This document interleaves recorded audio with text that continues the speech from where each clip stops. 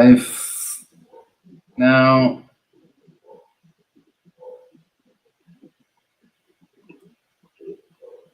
Yeah, doesn't want to let me go on Facebook. Okay, we are live. Okay, it's live on YouTube and live in Rumble, our biggest portal to get this live in the recorded sessions.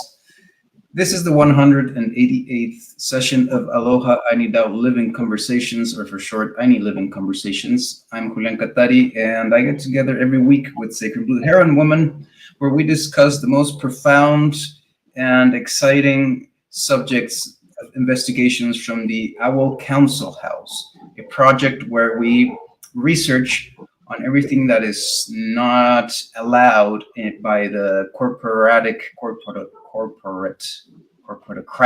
I'm trying to coin a word. Our current world. The word of the tyrant dominant system that is not allowed. And that's the subject of today, in fact, with this amazing coinage of word that was made by Arguelles, I think it was, the tecnosphere. Right. Tecnosphere, which is just, I have to use it. It's just such a good word to use, the tecnosphere, as this thing that literally now, and he even wrote this before we had the SpaceX, the Starlink satellites, which are literally creating a grid, a jail, a Wi-Fi jail around Mother Earth, a sphere of satellites, a sphere of artificial waves and beams and intelligence and etc. And now we have AI that's has been rising. So this word was coined before all of that. So it was already foreseen by this person, and we're going to talk about that today. What is the technosphere? Time and the technosphere. So welcome to this session, everyone. So the most critical moment in our history was the atomic destruction of Hiroshima on August 6, 1945, when through its technology, the impact of human thought hugely affected the geological makeup of our Mother Earth. Fast forward to 9/11, the Twin Towers of the World Trade Center gone in a twinkle of an eye. Tragedy, horror, supposed terrorism, the whole world brought to halt. What happened? Was this the beginning of an apocalypse? So a bigger, more expanded belief system is what is needed if we want to understand what happened. Belief systems are functions of time. What you believe defines the time you're living in, and any and all belief systems are held in place by the calendar and the sense of time in which it is encoded. For example, 911 means September 11. It also means emergency 911 in the United States. 911, we will never forget, was a slogan appearing everywhere after the event. So the words or concepts of Tuesday, September 11, 2001, 911 and 9-11 and 911 for emergency are all functions of the same belief system. So was 2001 the first year of the third millennium? And if so, the third millennium of what? Well, the third millennium since this man named Jesus was born, that the Christian world touts as a great teacher. There's a question whether this human even existed, but right. So this, and I'm not calling that into play. We're just planting. It's not that relevant, right? So this means that the belief system whose mind was blown was the Christian millennial belief system encoded in the Christian calendar or the Gregorian calendar. There is something larger going on, and that larger thing is time. Time is always going on, or time is always coming together with space, and so time is always changing. The larger time that most of us are unaware of is cosmic time, the time that governs the cycles of all that exists in material form. Mother Space, or Earth's timing process, represents the evolutionary forces as well as effects irreversibly set in motion by the human's own unconscious programs or causes, programs that are governed by the human misperception of time and its role in cosmic order. Mother Earth or space has her program, of which our human history and all of its endeavors are only just a little part, just a little, but we think we're the biggest part of it. This larger meta program of Mother Earth is called the biosphere, the scientific designation given to what is commonly and inadequately referred to as our environment. So as such, the biosphere is a whole system composite of the sum of life, all of life. And it's organic, including trees that we are so willy-nilly cutting down. And all its organic and inorganic support systems that are spread out over the surface of her. And it's also affected by the cosmic bodies of the heavens. So bio means life, and sphere means having the form of a globe, a circle. Mm-hmm. Our biosphere then is a vast process which has been evolving itself for a very long time with Pachamama as she whirls around Grandfather Sun in our Milky Way galaxy. We humans have been so self-involved in our own interpretation of things that we have missed seeing the bigger part of that which, the bigger picture of that which we are a part of. And the larger picture is the entirety of the biosphere, which encompasses the evolution of life on Earth as a whole system process. Given that most of us have never heard of the biosphere till the concept of a hole in the ozone layer came along and planetary warming, and that we didn't know that we are part of this whole system governed by natural order, it's easy to conclude that we humans are living in a time apart from the rest of the biosphere, an artificial time whose climax and termination is inevitable, for nothing artificial can withstand the truth of natural order. And that is absolutely true. That is an absolute truth. The artifice is not eternal. Exactly. The clock that we govern our lives by is an artifact, an artifice, whose system of measure has nothing to do with natural cycles, and so is totally an abstract standard. Since it is an artifact, there is such a thing then as natural time. So the law of time, or father time and mother space, governs the entirety of our biosphere and everything else in our solar system, the Milky Way galaxy and beyond, according to principles which are only dimly known to us, like synchronicity and telepathic instantaneity. So the law of time, father time with mother space, can be formulated as T. Einstein's was MC, T. E equals MC squared. So this is T times E equals art. So time multiplied by energy equals art, or energy factored by time equals art. All phenomena in the world represent some state of energy caused by the work of spin. And every state of energy is governed by father time, mother space, and the resultant product of which is always something beautiful or elegant. Have you ever seen an ugly sunset or an ugly flower?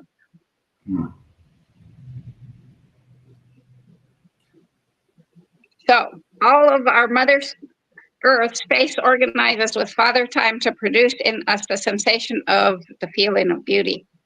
And father time is a frequency not measurable by a clock. Father time is the frequency of synchronization or serendipity. I'm going to try to use that word more often. I love serendipity. Movie. Good name, I think. It is father time's nature to synchronize and maintain all things in a condition of serendipity or synchronization. So serendipity is the experience of natural time. And when I say that father time is a frequency, I can be more precise and say that father time is a universal constant expressed by the mathematical ratio of 13 to 20 for humans. For sunflowers and pineapples, it's 13 to 21. Because without that serendipitous frequency, they would just simply fall apart. The sunflower would not be able to hold its seeds in its head, and the pineapple wouldn't be able to hold itself together. So in the law of time, 911 marked September 11, marked the beginning of the end of artificial time. Living in ignorance of Father Time, Mother Space, or the law of time, the human species constructed its own concept of time, which is based on the time clock with its 40 plus or minus hour work week, and the Gregorian calendar and its maddening array of uneven day months. So the paradigm of artificial timing frequency is defined by the ratio of 1240, or it could be 1260. The 1240 would be the 12-month calendar, the 40-hour work week, or the 1260, both the same, 12-month calendar with a 60-minute clock. Mhm. Through this era in time, the human species has transformed its artificial construct, civilization, into a global technosphere, the sum product of industrial mechanization of its biological functions. Because of the human adaptation to the irregular mechanized 1240 or 1260 timing frequency, the technosphere runs counter to the laws of the biosphere, creating a magnetic instability between the primal crystalline and vital organic processes. While the term biosphere defines the entirety of life as a single coherent unity, inclusive of its inorganic or semi-inert support systems, such as the atmosphere and the hydrosphere, the technosphere defines an artificial sheath held together by industrial technology as a whole system. This technological mantle is the sum of the processes devised by humans resulting from the application of certain scientific and economic principles, especially during the last century. As a biogeochemical whole system in which you are just one of the functioning components, our biosphere is an intricate unity with its own governing laws and principles. To speak of an event being inevitable is to bring about a reflection on the nature of time and the principles of cause, effect, and karma. It is Father Time and Mother Space who governs both cause and effect, as well as the actions of karma. A Russian scientist in the early after World War II said that each one of us requires the whole earth, and each one of us is required by the whole earth. He also said that people no longer burdened by the thirst for money will remember that the only important things in life are intangible qualities such as beauty, wisdom, laughter, and love. The critical span of the two world wars, 1914 to 1945, was for the purpose of establishing the world market, a total industrialized market and communications base for the expansion of technology and the creation of the unifying global structure of the technosphere. The inauguration of the atomic age with Hiroshima on August 6, 1945, marks the precise beginning of the dual factors, the commencement or biogeochemical transmutation and combustion of the biosphere by the impact of human thought, the atomic bomb, and the release of nuclear radioactivity into the terrestrial atmosphere, and simultaneously the beginning construction of the technosphere. Mm. The synchronic or serendipitous order of time ordained a precise 56-year cycle for the existence of the technosphere from 1945 to 2001, and then it started over again. And this 56-year cycle divides into precise subcycles of 28 years. The first 28 years, 1945 through 1973, begins with Hiroshima and ends with the completion of the World Trade Center towers in New York City. This marked the accomplishment of the creation of the world market and the start of the technosphere. 1973 was the year that the Club of Rome, who owns the Uniform Commercial Code, who sits right outside the gates of the Vatican, and we all are governed by the Uniform Commercial Code. So this is not American law. This is Roman law. That runs they publish the limits of growth, and so incidentally the Club of Rome also then created the Uniform Commercial Code that runs everything now. All those codes come from the Club of Rome. Mm-hmm. The second 28-year cycle, 1973 through 2001, spans from the dedication of the World Trade Center towers to their destruction, and marked the phase of globalization, the absolute dominance of the materialist market economics, inclusive of the dramatic end of the Cold War. The third 28-year cycle from 2001 to 2029 launched what we could really call World War III with the global war on terror, and is the final war between blood and money. So what's coming in 2029? We don't know that. We'll have to wait and see. But it's going to be the demise of the technosphere. I can guarantee you that. The artificial structure of the technosphere consists of 5 interlocking coordinated systems that compose an integral whole, both as a belief system and an actual complex technological dynamic and its coordinating apparatus. These 5 components are: number 1, commodity production; number 2, the city; number 3, energy; number 4, transport; and number 5, communications. The planetary cord of this interlocking set of systems was none other than the World Trade Center's Twin Towers.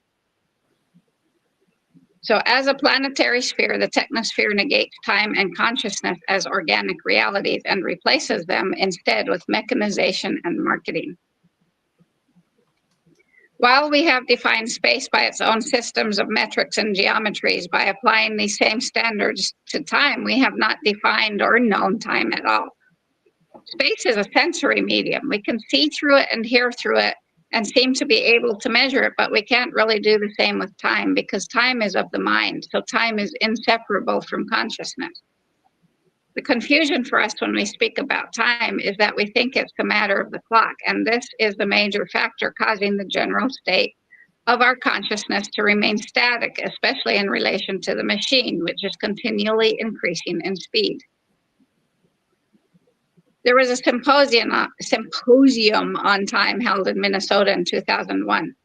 The hope of the symposium was to arrive at a unified theory that encompasses the effects of gravity as described by Einstein's general theory of relativity, and the fuzziness that occurs in the realm of tiny particles according to quantum physics. No one considered that time is not a function of the metrics of space, which is the realm of physics. The symposium ended in a muddle, with the most prominent approach being that time could merely be a psychological illusion important to humans. And yes, that's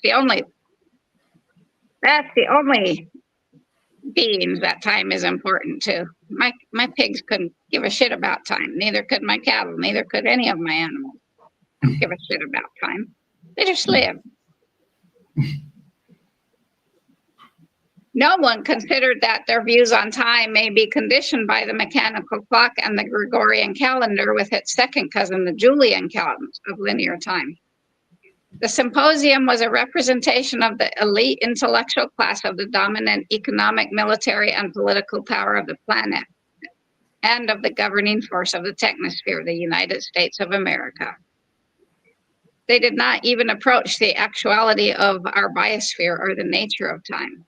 The elite American nation constitutes only 5% of the world's population, yet consumes nearly 40% of its natural resources. And so has the money and power to maintain the military force to protect and further it as its right this disproportionate ratio, with which is a violation to the dynamic balance of the biospheric process.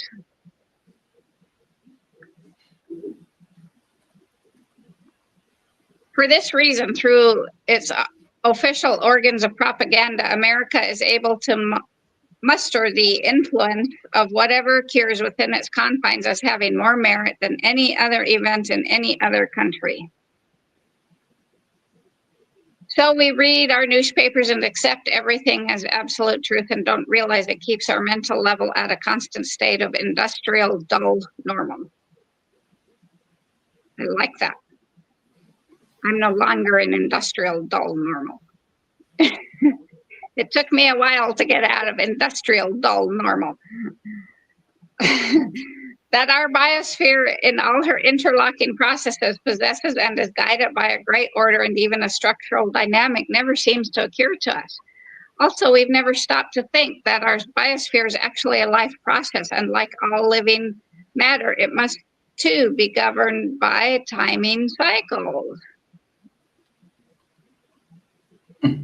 So the larger order of time that governs the cycles of the biosphere must also exhibit a grand ordering principle. In the formulation of modern physics, time is symbolized by a small t that runs in a horizontal line from the left to the right at the bottom of any graphing of space with its x and y coordinates. This gives rise to the notion of an arrow of time, or the notion of linear time, that supports doctrines of economic and material progress. So as we learn to live in natural time, we will see that linear time with the arrow of time is nothing more than an artificial construct, because the biological nature of time is perceptible throughout the great interlocking cycles of nature. We will also see that in natural time, there is nothing linear about Mother Earth's rotations around grandfather sun, or of grandmother moons around us, all of which gives cause to the physicalist and materially progressivist notion of linear time. Only the technosphere, sustained in its structure by the limited consciousness of time, is driven by the linear principle, and for this reason, it's doomed to run aground on the shores of its own artificiality. The nature of Father Time can only be grasped in cycles. Biorhythms can even be mapped, and the cycles of biological order of reality can be demonstrated as functions of chronobiology. However, the biological cycles only demonstrate the manifestation of Father Time in the space of living matter. And when looking at the whole of nature, then we can begin to grasp the orderliness by which every last detail occurs in relation to all other details in their various cycles. And we can see the synchronization or serendipity. Only historical man deviates from the masterful symphony of time, because Father Time continually synchronizes everything into a single whole.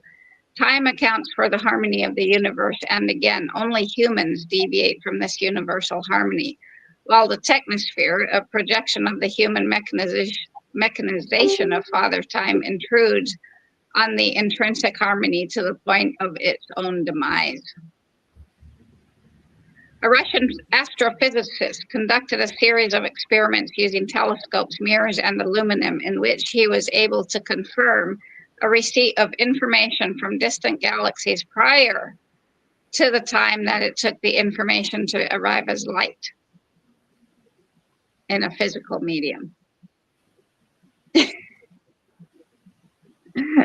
That's kind of mind-boggling, isn't it? Yeah, I'm trying to make sense of it. He received he got information from distant galaxies prior to the time it took for light to bring him the information. And what kind of information? He said that the tests proved the existence of the effects of time through time of one material system on another. Well, because every little packet, there's little packets in space. Every little point in space has information that makes us who we are. Information, right? Mm-hmm. Information that makes pigs who they are. Information that makes the stars who they are. Mm-hmm. Yeah. So he said that the tests proved the existence of the effects through time of one material system on another. This effect does not transmit a pulse or momentum, meaning it does not propagate. It appears simultaneously in any material system. So Father Time accomplishes a relationship between all phenomena of nature and participates actively in them at the same time. This same astrophysicist concluded that time and duration are not the same thing, and the velocity of time is instantaneously infinite. So he formulated the formula of T equals V, which would be the infinity loop. Mm-hmm. Another conclusion he had was that time is actually generated as an instantaneous and even simultaneously radial transmission of information from the sources, the score of stars. So Father Time is radial in nature. So we can say about the law of time or Father Time that it's a factor of universal synchronization. Number two, it possesses an infinite instantaneity of velocity that is faster than the speed of light, so it's telepathic.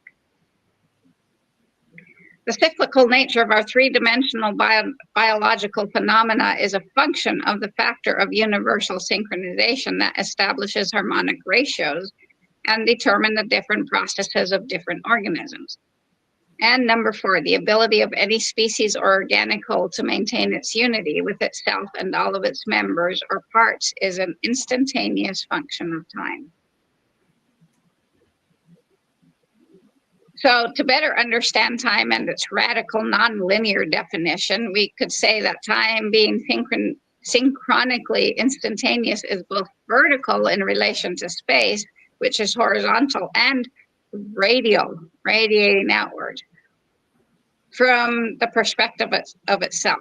From the point of view of the dynamics of time, it is space that is moving, a moving line, or rather a set of points in a moving vector that can be described as a line.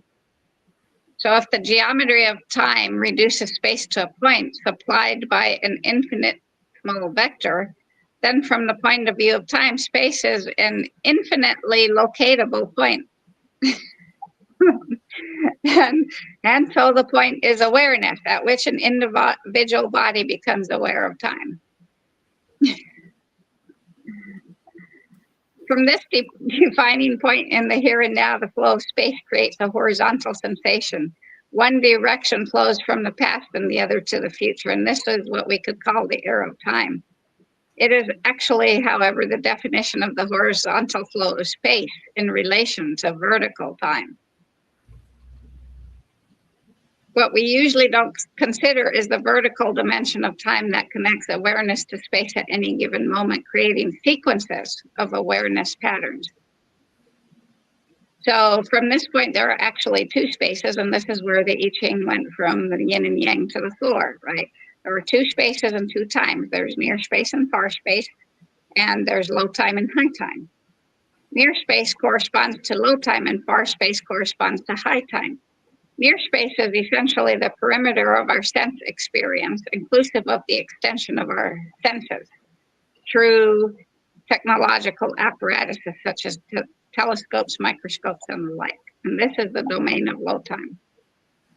Far space is the space beyond the perimeter of our senses and those tools, and is characterized by subliminal sensory perceptions, and this is the domain of high time.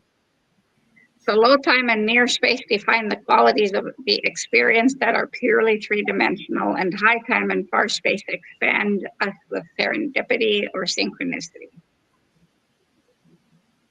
So the horizontal line of space in relation to the vertical line of time, being the location of consciousness or the center of the universe, describes the macro world above and the micro world below.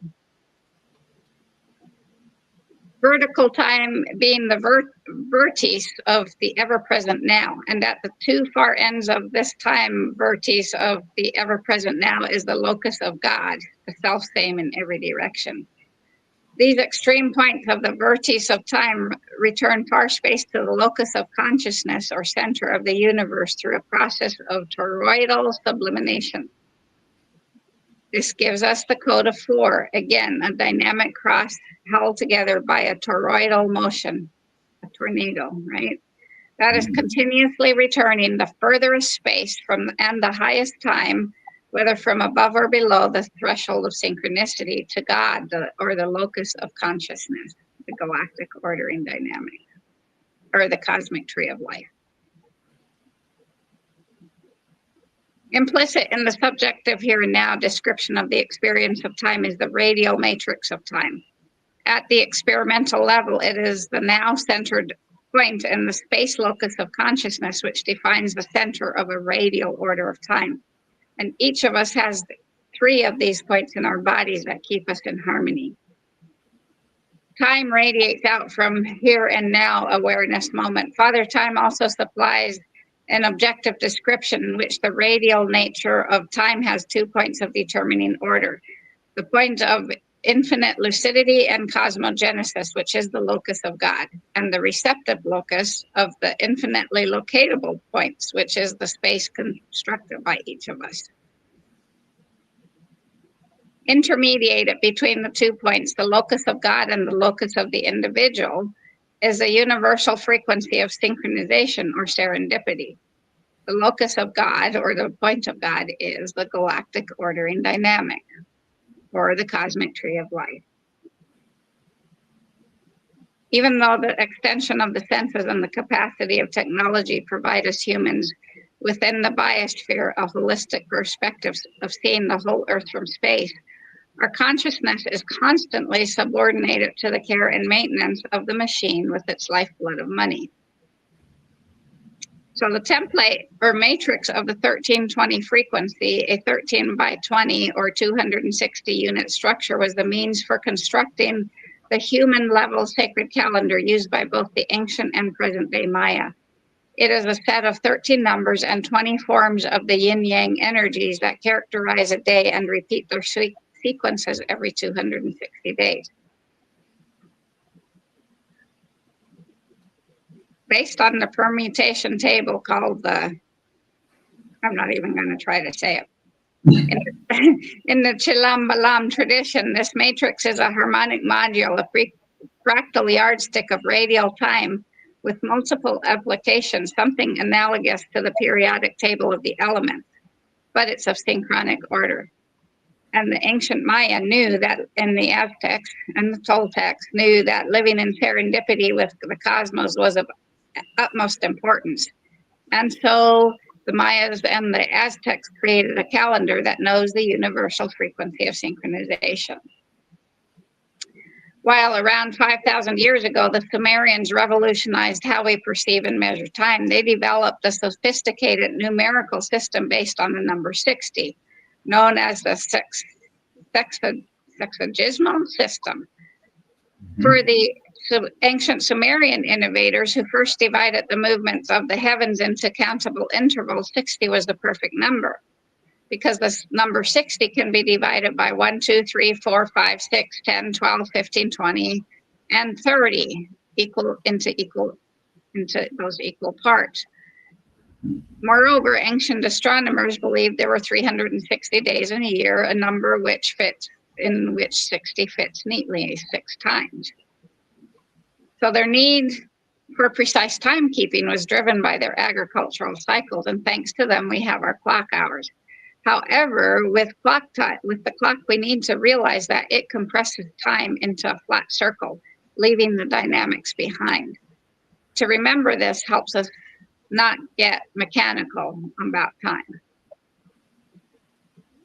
So what does a calendar measure? At a minimum, it should be the measure of our Earth and her rotation around Grandfather Sun, which takes 365 days. And Grandmother Moon is the synchronizing factor between Grandfather Sun and Mother Earth because she is tidally locked with us. This means she rotates on her axis at the same rate she orbits. Unlike this means Grandmother Moon rotates on her axis at the same time she orbits us. Unlike Mother Earth, who rotates on her axis at a different rate than she orbits the sun. So if we orbited on our axis at the same rate, we'd be living a year every day. Every day would be a year. And so this is what gives us days and years. But Grandmother Moon has various cycles. There's the synodic cycle, which runs from new moon to new moon, which is 29.5 days. This is a solar month and explains why the moon phases are at different times each month. The sidereal cycle is taken from where she appears, let's say, in the constellation of Taurus to when she reappears there again is 27 days. This is why she rises at a different time every day. The apsidal cycle is taken from when she tilts furthest from the sun and is to where she then tilts closest is 28 days. And so she orbits around us 13 times in the time it takes us to orbit grandfather sun 1. So to have a proper measure of our orbit using the moon, we have a calendar of 13 cycles with 27 to 29 days in each cycle. The Indians had 28 days, which corresponds to the female menstruation cycle. So, and Grandmother Moon returns to the exact same spot in the sky at the same time every 18.5 years. And we're experiencing this right now with this new moon. She's returned there at the same time Grandfather Sun and Jupiter have. This makes this new moon today the most powerful moon of our lifetime. For most of our human history, indigenous peoples, those knowing they were born of Mother Earth, followed a vague and unfixed moon calendar. The fact is that during one solar cycle or year, there is always a 13th lunation or a 13th moon, which transits from one solar cycle to the next. This discrepancy between solar cycles and lunation cycles only became a problem for civilized man, for woman has always carried the 13 moons within her being. In the transition from matriarchal goddess-worshipping societies to patriarchal man-centered societies, a male priesthood seized power, and the question of a calendar became a matter of developing an instrument of power and control. A calendar based on the exclusivity of the solar year became paramount, and the division of the 360-degree circle into 12 parts of 30 degrees each provided the male priesthood the norm for their male-oriented celestial hierarchies. So in Babylonia and Egypt were born the 12 houses of the zodiac and the Western astrology, the tropical astrology, and the 12-month calendar. So since 12 times 30 equals 360, not 365, they had a 5-day purification period. But by 1500 BC, the system of the 360 degrees of the circle divided into 12 spread to India and China. So 12 is based on the division of space and not time. From Babylonia and Egypt, the solar power of the limited 360-degree circle spread to Greece and Rome, and it was an early king of Rome who developed the first of the calendars we now use. By the time of the rise of the Christian church, the Roman calendar of 12 months of uneven days and disregard of lunation cycles was an established fact. It was first known as the Julian calendar and became the Gregorian calendar after Pope Gregory issued the papal bull to make this a worldwide thing. So on October 12, 1492, Christopher Columbus arrived in the New World. The hopes of the Maya and the Hopi and all indigenous peoples, not only of Americas, but of the entire planet, were thoroughly shattered and destroyed with this. Genocide, enslavement, and colonization were the indigenous people's reward. Never had the knowledge of a high civilization been so intentionally desecrated and destroyed, as was that of the Maya in one single act of conquest. Humanity was deprived of the gift of the knowledge of time. And by 1583, the Catholic Church installed its reform of time known as the Gregorian calendar. Simultaneously to the proclamation of the Gregorian calendar was the development of mechanized time, the basis of all machine technology. It's important for us to know that during the first half of the 20th century, a vigorous and well-organized calendar reform movement flourished. George Eastman of Eastman Kodak organized a great campaign on the behalf of a particular 13-month, 28-day calendar known as the International Fixed Calendar, a perpetual calendar with 13 months of exactly 4 weeks, 28 days each, comprising 364 days, and with the final 365th day held not in any week or month, often known as a null day or 0 day, so that the first day of the year is always the first day of the week, a Sunday. In the United States alone, over 100 industries adopted a 13-month, 28-day perpetual calendar. Kodak used one until 1989, which was the last meeting of Saturn and Neptune. Oh, wow. Yeah.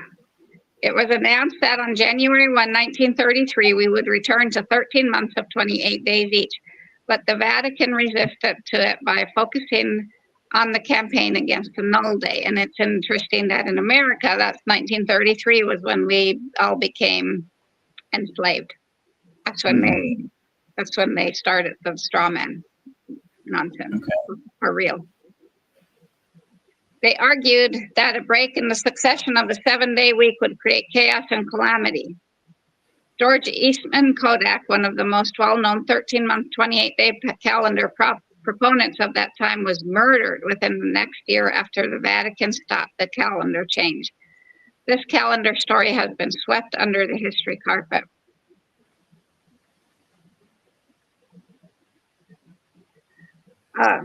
So the legal code of the United States does not specify an official national calendar. Use of the Gregorian calendar in the United States stems from the Act of Parliament of the United Kingdom in 1751 and the British Calendar Act of 1751, which specified the use of the Gregorian calendar in England and its colonies. It is the programming of the different holidays and festivals of the calendars, along with the dating of their new year, that makes each lunar calendar still in existence distinct, and also demonstrates how a calendar is a programming device. For instance, since we no longer consider every day as sacred, if Christians didn't have a calendar denoting what day of the week was Sunday and Wednesday, they wouldn't go to church and there would be no religion. So the calendar is a feedback mechanism that maintains a group of people within the confines of its self-established belief system. And calendar systems are the chief instrument for establishing and maintaining the human mind and social order within very specific programs of behavior. These programs were characterized by the introduction of artificial systems of exchange called money and accompanying programs of taxation. This is where the saying time is money came from, because money is the artificial medium to negotiate artificial time. The word calendar itself is derived from a Latin word meaning account book, with the first day of every month being calens, or the date of payments of debts. So since its inception in 1582, the Gregorian calendar has been dragging forward a host of conditioned thought forms and perceptions, included those inherited from the 1500 years of the Julian calendar that it reformed. The year 1945 marked the beginning of the technospheric bubble. It is most telling that the Second World War was concluded not with peace, but with instruments of mass destruction and terror, and so began the 56-year era of atomic terror. And this is where, well, we'll finish this tonight, but there's another piece to this. Since artificial time is characterized by the illusion of an irreversible linearity, the compulsion toward materialism is also experienced in the same way, a notion spearheaded by the advance of ever more improved machines. Inseparable from mechanized technology, too, are materialism and the concept of the stock exchange, the world market, and now globalization. Materialism is implicit in the dictionary definition of technology as the means employed not only for human sustenance, but for human comfort. And this comfort can only be of material form, and so the pursuit of comfort through mechanized technology can only be the furtherance of the exaggerated lifestyle of materialism, the belief that only material things have any value. Of course, the value of material goods and comforts increases when the value of money is put into the technospheric equation. The first stock market opened in the early 18th century and provided a place where money could be used as speculative capital to promote the advance of commodities and machine products. Integral to it becoming the world market was the creation of the banking system based on debt and interest rates. Consumerism is the devaluation of humans and all life into a link in the chain of the cycle of industrial production. Globalization is managed by the G7 group of the 7 most industrialized nations, and they just met. This organization, headed by the finance ministers of the 7 countries, US, Canada, the UK, France, Italy, Germany, and Japan, was secretly formed in 1974 by none other than the CIA, who also started this bullshit war with Iran. 1 year after the completion of the World Trade Center, the Twin Towers, so the G7 was started 1 year after the completion of the World Trade Centers, the Twin Towers. The first public meeting of the G7 occurred in the summer of 1990, just prior to the invasion of the Iraqi invasion of Kuwait. There would be no pattern there, would there? Implicit in the philosophy of globalization is the right of the G7 to promote and defend its way of life, regardless of its ultimate effects on the biosphere and the rest of life. To defend itself, globalization has at its disposal the U.S. military. In a word, globalization is the triumph of the military-industrial complex. The effect of adaptation to artificial mechanized time creates a social political hierarchy known as the technocracy rule, according to the needs of technology. It is the effect of maintaining the technocracy and the tecnosphere itself that establishes the inability of human consciousness to do anything more than remain in a state of slavery and the unchanging state of machine dominance. Humans are the bees of the machine, and money is its lifeblood, honey. Servitude to money draws humans away from the biosphere to be devoured or dragged. To be devoured by the technosphere. In this process, humans get money in return for selling their bodies and their souls to artificial time, usually 8 hours a day, often to produce artificial goods or for service in maintaining the artificial system of money. In this way, the mechanized lifestyle converts the human, the consumer, into biomass necessary for maintaining the machine or the technosphere. So when we were younger, we were put under a spell, and that spell is our belief that this, I don't have $1 on me right now, this piece of paper, that's a dollar bill, has value. However, it's just paper. That's all it is, paper. It's the belief in our subconscious mind that gives power to that piece of paper. We believing that this piece of paper has value has controlled our actions our whole life. This belief has had us chasing this piece of paper which actually has no value. The whole world is under this spell. Are we ready to get out from this spell? We are. Yeah, absolutely we are. We are ready to believe, to know, to put this piece of paper to use as a tool until we can get out fully from under it, but not as our Lord and Master. As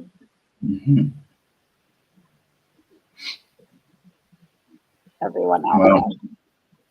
There's another piece to this, so we'll go into that next week. We're going to talk about that 5-part, that pentagon of globalization.